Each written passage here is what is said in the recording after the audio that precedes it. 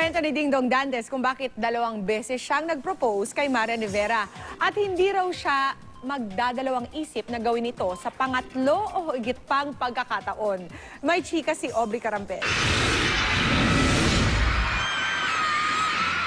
Not once but twice, nag-propose ng kasal si Dingdong Dantes sa long-time girlfriend na si Marian Rivera. Maski raw si Marian, nagulat nang muling mag-propose si Dong sa special birthday presentation sa dance show ng Primetime Queen. You know, I can do it over and over again. I can do it for the 3rd, 4th, or 5th time.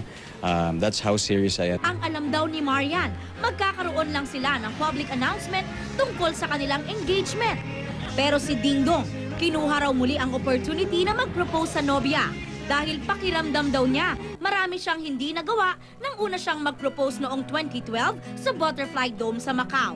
This time much better and mas special na siya dahil tulad ng pangako namin sa tao, sa aming mga kaibigan na in time malalaman nila and that they will be part of it.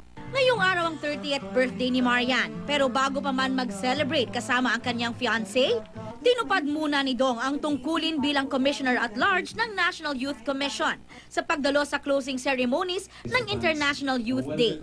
Isi-celebrate daw nila ang birthday niyan sa isang simpleng dinner. Aubrey Carampel, updated sa Showbiz Happenings.